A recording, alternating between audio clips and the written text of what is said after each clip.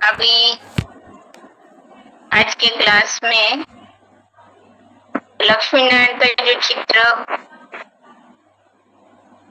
पिछले दिन सुने थे, तो कई माताओं को फिर से सुनना था, तो इसलिए पहले वो 2 टॉपिक फिर से रिवाइज होगा, फिर उसके बाद आगे का चित्र बना, आगे का टॉपिक जो है वो समझेंगे।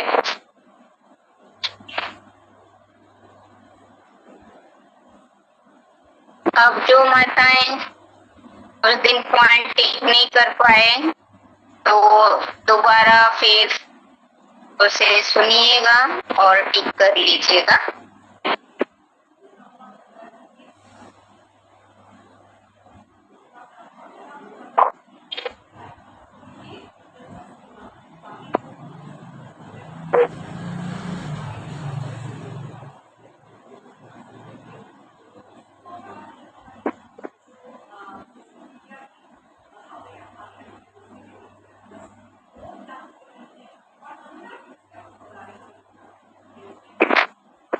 आज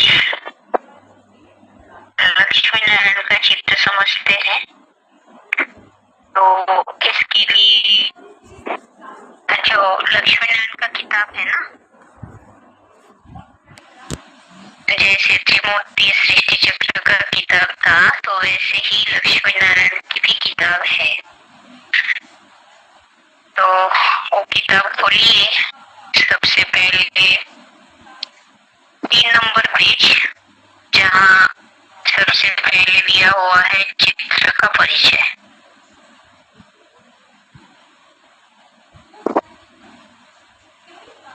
अभी जो भी माताएं जुड़े हुए हैं, सभी किताब लिए हुए हैं। कितनी माताएं हैं जिनके पास किताब नहीं है, एक बार हाथ उठाएंगे।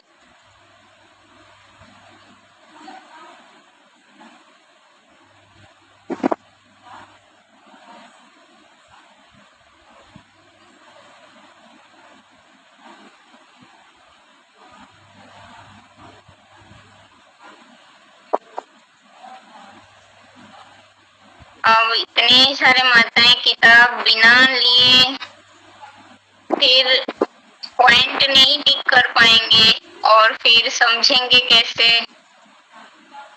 समझ में तो आ जाएगा, पर पॉइंट टॉपिक वाइज पॉइंट टिक करने के हिसाब से किताब साथ में रखना था। ठीक है, अभी तो उसे रिपीट करते हैं।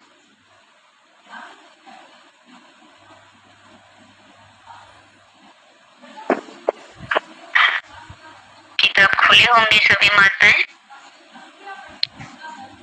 अब इसमें सबसे पहले पॉइंट है, 6वें लाइन में पॉइंट देखिए। चित्र का परिचय जो हेडिंग है, उस हेडिंग में 6वें लाइन में एक पॉइंट है, ब्रह्मा कुमारियों के आगे प्रजापिता अक्षर जरूर लिखना है।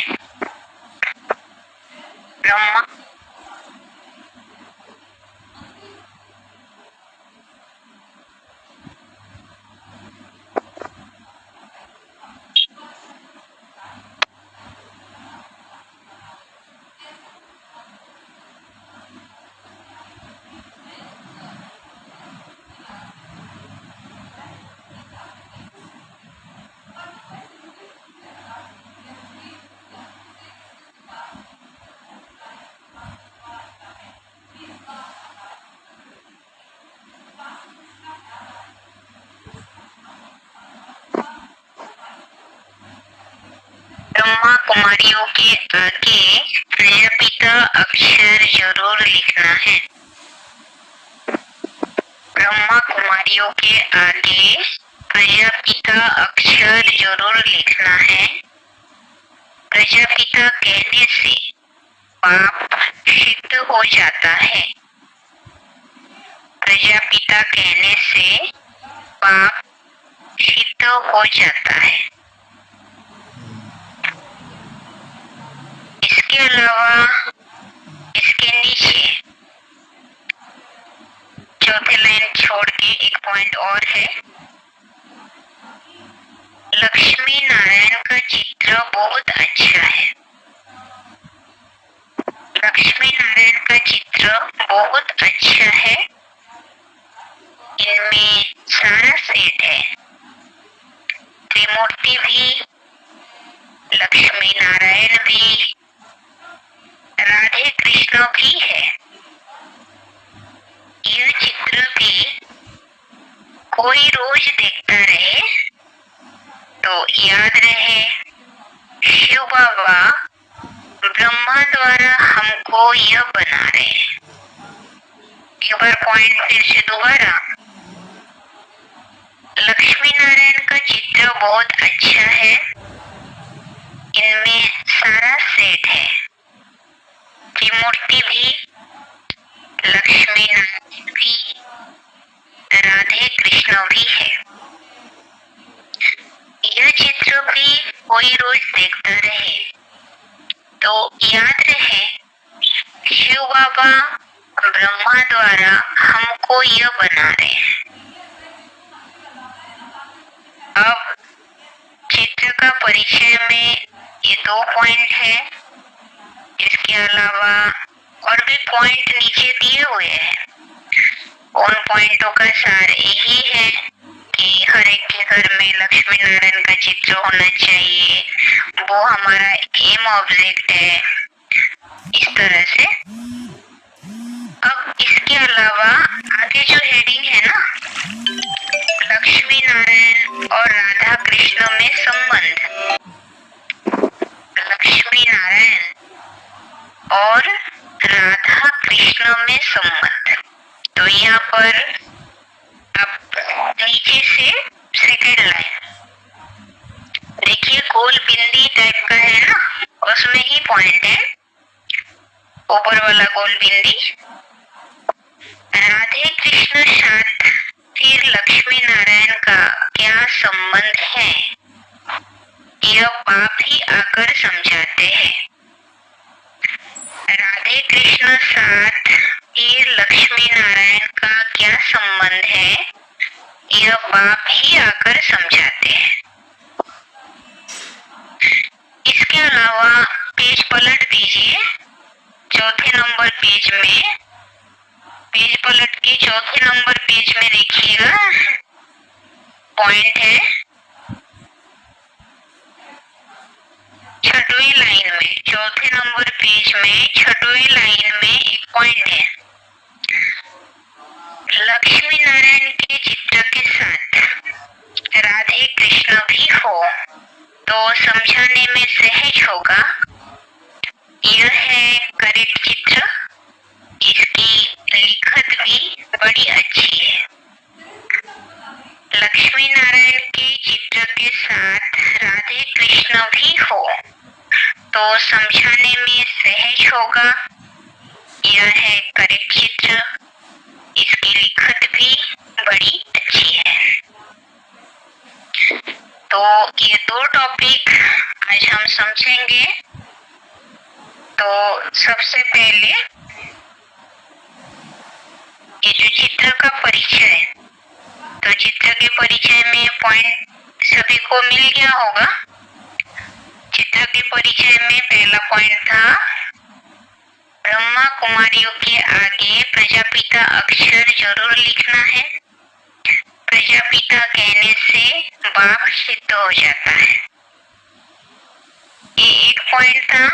इसके अलावा दूसरा पॉइंट ये था, लक्ष्मी नारायण का चित्र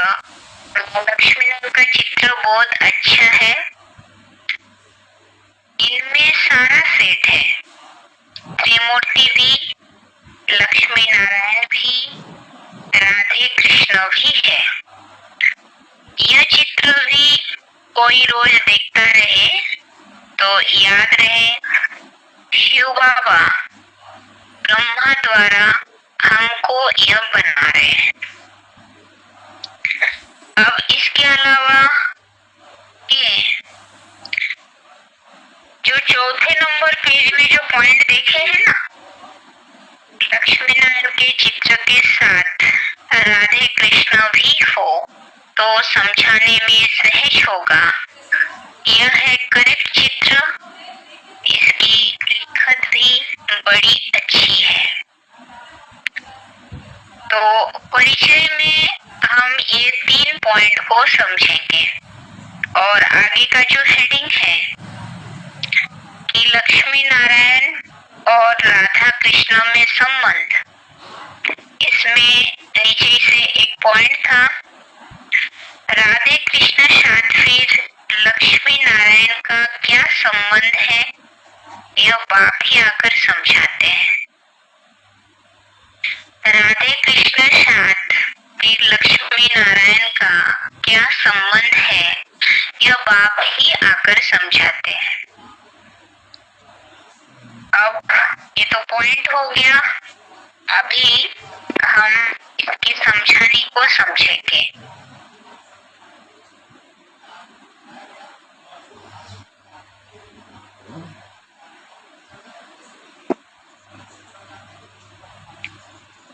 अब लक्ष्मी नारायण का चित्र, सबसे पहले चित्र का परिचय। तो परिचय में हमें सबसे पहली बात तो यही है कि साक्षात्कार के आधार पे जो भी चित्र तैयार किया गया था, तो उनमें से लक्ष्मी नारायण का चित्र भी एक है जो साक्षात्कार के आधार पर तैयार किया गया था। और जो त्रिमूर्ति का चित्र, कल्पवृक्ष का चित्र और वो जो चित्र है, इस चित्र में आप देखेंगे कि वहाँ ब्रह्मा कुमारी ईश्वरीय विश्वविद्यालय ऐसे शब्द लिखा है। और लक्ष्मी नारायण के चित्र में अंतर यही है कि यहाँ नीचे आप देखेंगे तो ब्रह्मा कुमारियों के साथ आगे लिखा है प्रजापिता ब्रह्मा कुमार कुमारियां।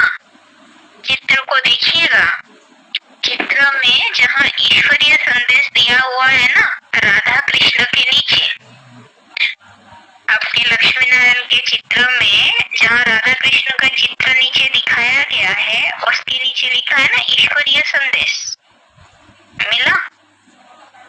तो उस ईश्वरीय संदेश के नीचे 2 लाइन छोड़ के आगे मोटे मोटे अक्षरों में लिखा हुआ है प्रजापिता ब्रह्मा कुमारियां और ब्रह्मा कुमार। प्रजापिता ब्रह्मा कुमारियां और ब्रह्मा कुमार। अब इसके लिए ही बना ये जो लक्ष्मी नारायण का चित्र है, इस चित्र में प्रजापिता शब्द ऐड किया गया। और ये प्रजापिता शब्द को ऐड करने के लिए बाबा ने 66 की मुरली में बताया था। तो इससे साबित होता है कि ये जो लक्ष्मी नारायण का चित्र है, ये 66 में तैयार किया गया है, 65-66 में। तो इसमें प्रजापिता शब्द ऐड किया हुआ है। अब बाबा ने जो पॉइंट बताया कि ब्रह्मा कुमारियों के आगे प्रजापिता अक्षर जरूर लिखना चाहिए, जरूर लिखना है। प्रजापिता कहने से बाप सिद्ध होता है। अब यहाँ पर ध्यान देने की बात यही है कि प्रजापिता कहने से बाप सिद्ध होता है और ब्रह्मा कुमारियों के आगे प्रजापिता अक्षर लिखना है। तो शब्दों में ही अर्थ है। ध्यान देने की बात यही है कि ब्रह्मा कुमारियां और उसके आगे प्रजापिता।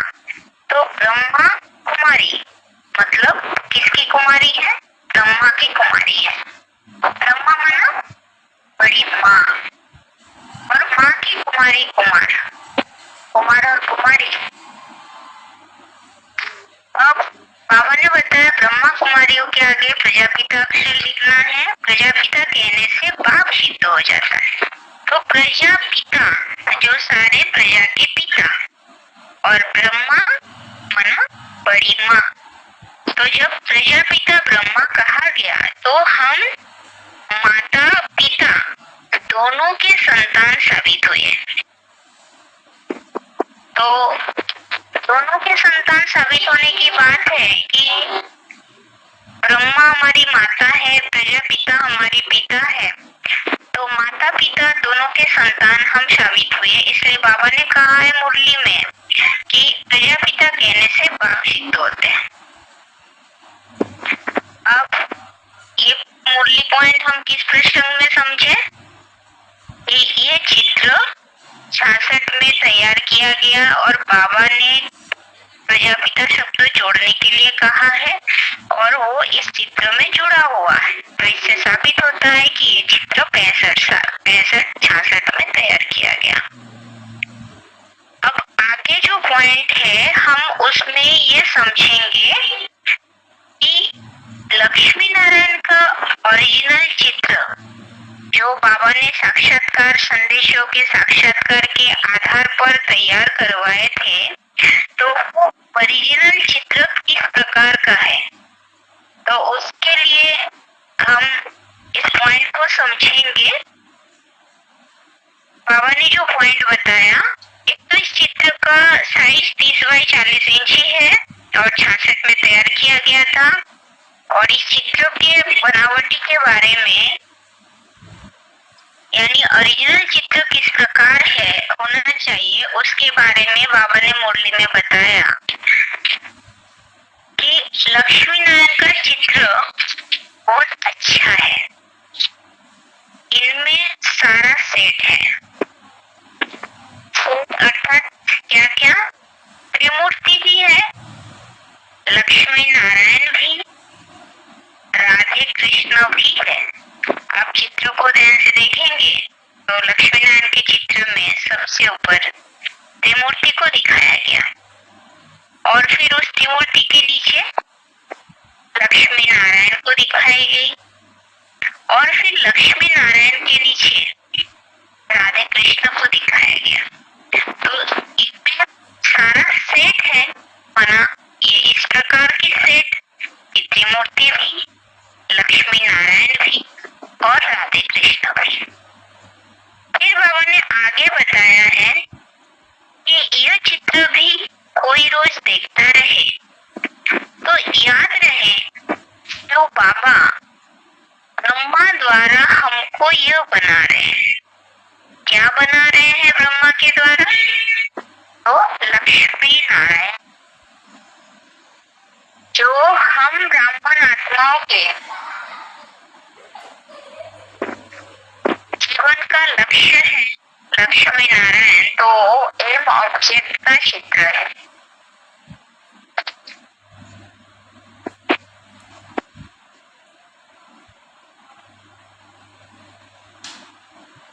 अब इसके बाद ये तो चित्र के बारे में हमने समझा कि लक्ष्मी नारायण का ओरिजिनल चित्र किस प्रकार होना चाहिए।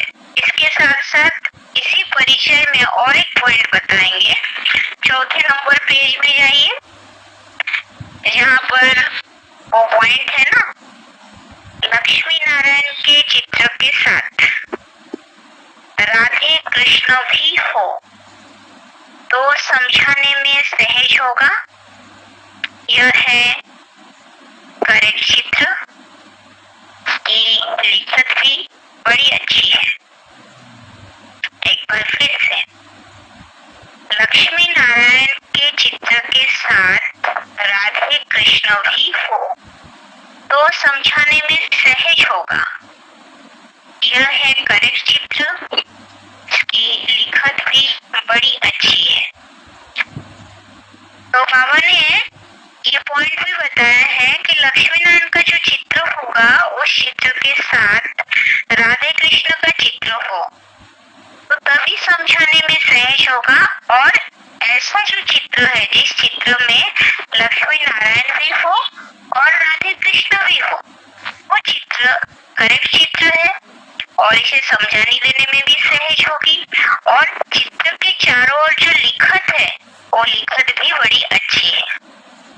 तो अब इन दो पॉइंट के द्वारा हम ओरिजिनल चित्र क्या है उसे समझ सकते हैं।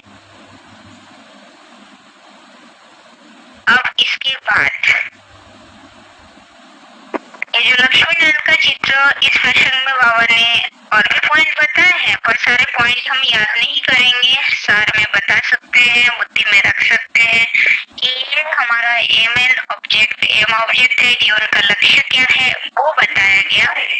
साथ में हर एक के घर में लक्ष्मी नारायण का चित्र होना चाहिए, और बाबा ने ये भी बताया कि इस चित्र के नीचे सो जाओ, जब भी फुर्सत मिले तो लक्ष्मी नारायण के चित्र के सामने बैठ जाओ।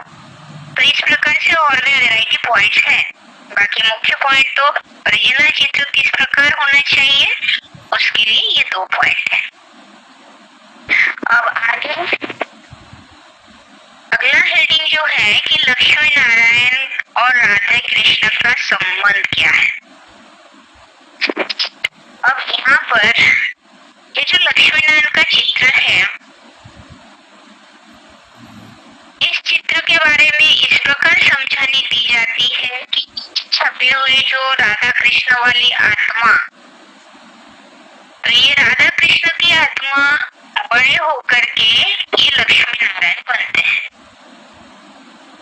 अब ऐसी बातें तो इस चित्र में ऐसे कहीं बताया हुआ नहीं है, और समझने की बात यही है कि अगर राधा कृष्ण वाली आत्मा बड़े होकर के लक्ष्मी नारायण बनते तो फिर बाबा ने मुरली में इस प्रकार से क्यों कहा कि राधे कृष्ण साथ फिर लक्ष्मी नारायण का क्या संबंध है, यह बाप के आकर समझाते हैं।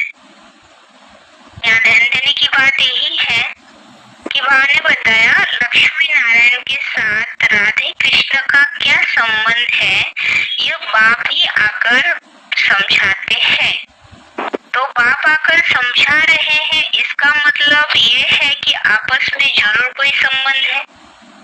और सोचने की बात यही है कि अगर राधा कृष्ण बड़े होकर के लक्ष्मी नारायण बनेंगे तो क्या उस आत्मा के बीच कोई संबंध होता है। जैसे कोई बच्चा है, भाई बहन है, भाई बहन का ही संबंध रहा और वो बचपन से लेकर के बड़े हुए, तो क्या आपस में कोई संबंध में बदलाव आएगा, आपस में कोई संबंध, या वो आत्मा जो है, आत्मा तो वही है, सिर्फ बचपन से बड़ा हुआ। तो यहाँ जब संबंध की बात बाबा ने पूछा है तो इससे साबित होता है जरूर आपस में कोई संबंध होगा। तो वो संबंध कौन सा है, वो है माता पिता और बच्चे बच्ची का संबंध।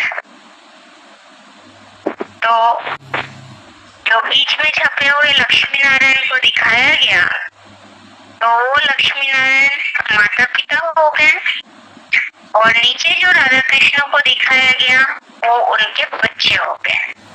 तो ये आपस में माता पिता और बच्चे बच्ची, माँ बाप और बच्चे का संबंध इस प्रकार इस संबंध में जुड़े हुए हैं।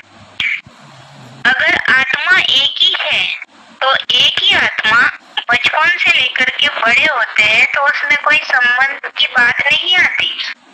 संबंध बताया है तो इससे साबित होता है कि आत्माएं अलग अलग है। तो लक्ष्मी नारायण की आत्मा अलग और राधा कृष्ण बनने वाली आत्माएं जो है वो अलग है। तो ये हमने लक्ष्मी नारायण के चित्र में ये 2 टॉपिक समझे। एक तो चित्र का परिचय समझे और दूसरा हमने ये समझा कि आपस में संबंध, यानी लक्ष्मी नारायण और राधा कृष्ण का आपस में संबंध क्या है।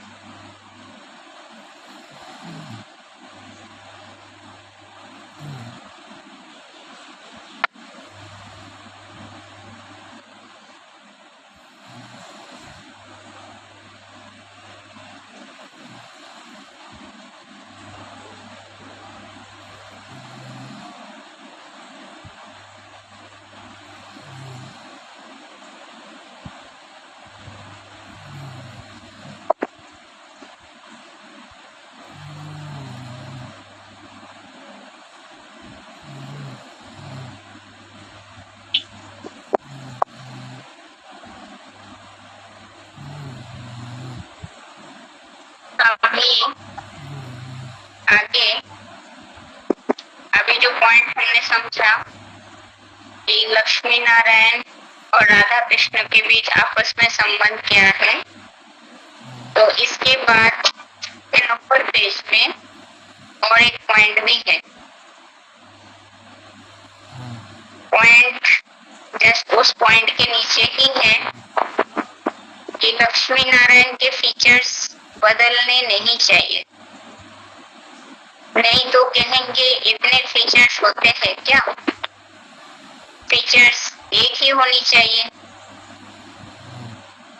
बाबा ने साक्षात्कार के आधार पर जो चित्र तैयार करवाए थे, तो उस चित्र में संदेशों ने जो साक्षात्कार किया था, उसके आधार से लक्ष्मी नारायण जो देखे हैं, जो चित्र बनवाए गए, तो वही फीचर्स रखने के लिए बाबा ने कहा। पर बच्चे फीचर्स बदल देंगे, ये बाबा जानते थे, तो इस हिसाब से बाबा ने मुरली में मना किया है कि फीचर्स बदलनी नहीं चाहिए। नहीं तो कहेंगे इतने फीचर्स होते हैं क्या, फीचर्स तो एक ही होनी चाहिए। तो अलग अलग नारायण होंगे तो अलग अलग चेहरा होगा, और जो संगम युगी लक्ष्मी नारायण है के चेहरे तो वही रखने के लिए बाबा ने बताया। अब 2 टॉपिक हमने समझा था। अब आगे चौथे नंबर पेज में जो आगे का हेडिंग है, स्वर्ग के रचयिता और उसकी दैवी रचना। स्वर्ग के रचयिता और इनकी दैवी रचना। तो ये जो रचयिता और रचना वाला हेडिंग है, इसमें पहले पॉइंट क्या क्या है वो टिक करेंगे। सबसे पहले इस पेज में, चौथे नंबर पेज में लास्ट में नीचे की ओर 3 बिंदी में 3 पॉइंट है ना, तो उस 3 बिंदी में से जो पहला वाला बिंदी है वो पॉइंट लेंगे। लक्ष्मी नारायण को गॉड गॉडेस कहते हैं, अर्थात गॉड द्वारा यह वर्षा पाया। लक्ष्मी नारायण को गॉड गॉडेस कहते हैं, अर्थात गॉड द्वारा यह वर्षा पाया।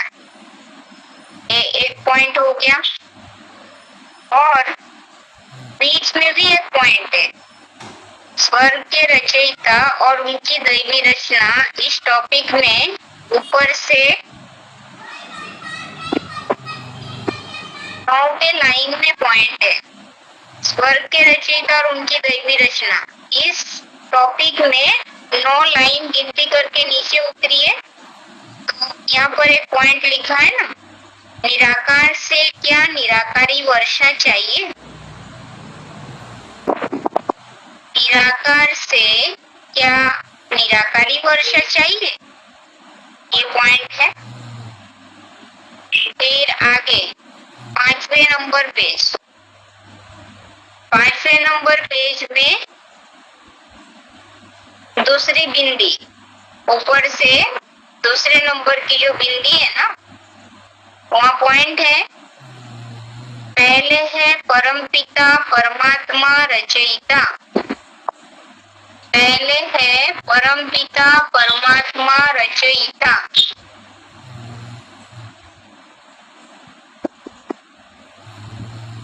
मिला। अब जो स्वर्ग के रचयिता और उनकी दैवी रचना, इस टॉपिक में हमने अभी 3 पॉइंट देखा। पहला था निराकार से क्या निराकारी वर्षा चाहिए। दूसरा देखे हैं, लक्ष्मी नारायण को गॉड गॉडेस कहते हैं, अर्थात गॉड द्वारा यह वर्षा पाया है। फिर आगे 5वें नंबर पेज में दूसरा पॉइंट था, पहले है परमपिता परमात्मा रचयिता। पहले है परमपिता परमात्मा रचयिता। अब आगे की जो हेडिंग है, सतयुगी दैवी स्वराज्य आपका ईश्वरीय जनसिद्ध अधिकार है। सतयुगी दैवी स्वराज आपका ईश्वरीय जनसिद्ध अधिकार है। इस टॉपिक में इस पेज के सबसे लास्ट लाइन में पॉइंट है, 5 नंबर पेज में सबसे लास्ट पॉइंट है, लास्ट लाइन में, ब्राह्मण भी यहाँ बनना है, देवता भी यहाँ ही बनावेंगे। ब्राह्मण भी यहाँ बनना है, देवता भी यहाँ ही बनावेंगे। ये पॉइंट है।